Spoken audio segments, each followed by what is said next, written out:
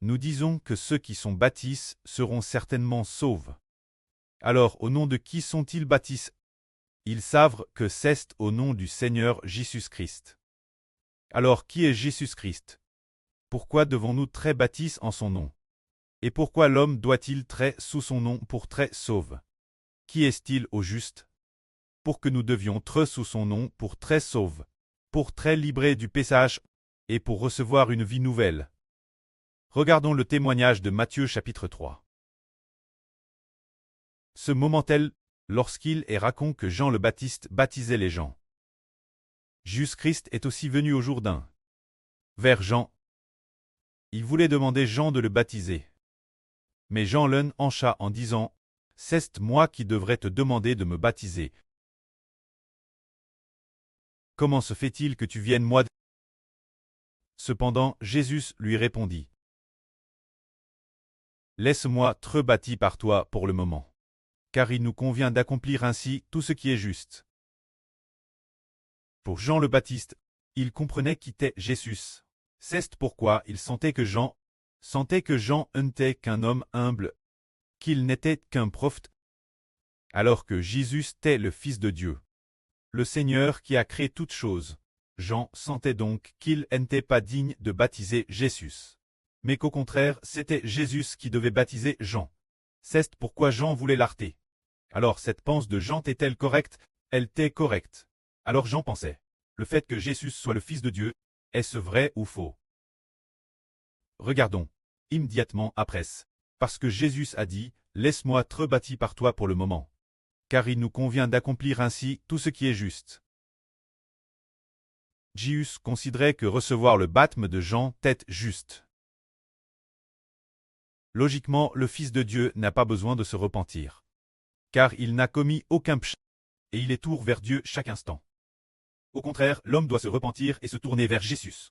Pourtant, Jésus recevant le baptême de Jean, c'est comme si Jésus devait aussi se repentir. Alors Jésus reçut le baptême de Jean. Ainsi, quand Jésus fut baptisé, au moment où il sortit de l'eau, aussitôt il vit les cieux s'ouvrir. Jean vit l'Esprit Saint descendre sur Jésus comme une colombe. Ce moment-là, cet Esprit Saint descendit sur le Seigneur Jésus comme une colombe. C'est ce moment précis qu'une voix vint du ciel disant, « Tu es mon Fils. Je t'aime profondément, en toi j'ai mis toute mon affection. » C'est ainsi que Jean entendit Dieu dire, « Jésus, tu es mon Fils. Je t'aime profondément, en toi j'ai mis toute mon affection. » Cet instant, Jean fut saisi de respect. Alors Jésus est-il le Fils de Dieu? Dieu lui-même a dit, « Tu es mon Fils. Je t'aime profondément, en toi j'ai mis toute mon affection. » Le grand Créateur lui-même a dit que Jésus était son Fils.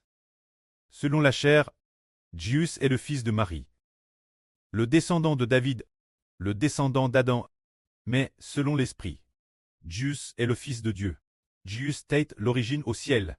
Son corps est comme celui de Dieu. Maintenant qu'il est venu au monde en tant qu'homme, il a seulement champ de corps.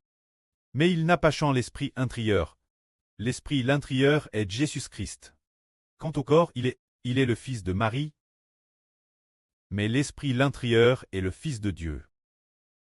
Alors ce Dieu qui a dit « Tu es mon Fils, je t'aime profondément, en toi j'ai mis toute mon affection », si un jour il est crucifié, après avoir racheté les péchés des hommes, Dieu est-il dispose donner l'Esprit Saint de la vie éternelle au Seigneur Jésus, pour que le Seigneur Jésus donne l'Esprit Saint de la vie.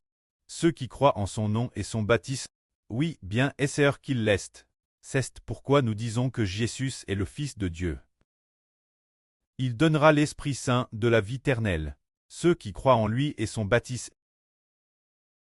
C'est pourquoi tous les hommes, tous ceux qui croient en Jésus et sont baptisés, Jésus leur donnera le Saint-Esprit, afin que ces personnes, en recevant le Saint-Esprit, soient libres de l'emprise du péché, pour qu'elles soient sauves, et il les ressuscitera l'avenir, pour qu'elles aient la vie éternelle. Que la gloire soit auprès et au Seigneur. Amen.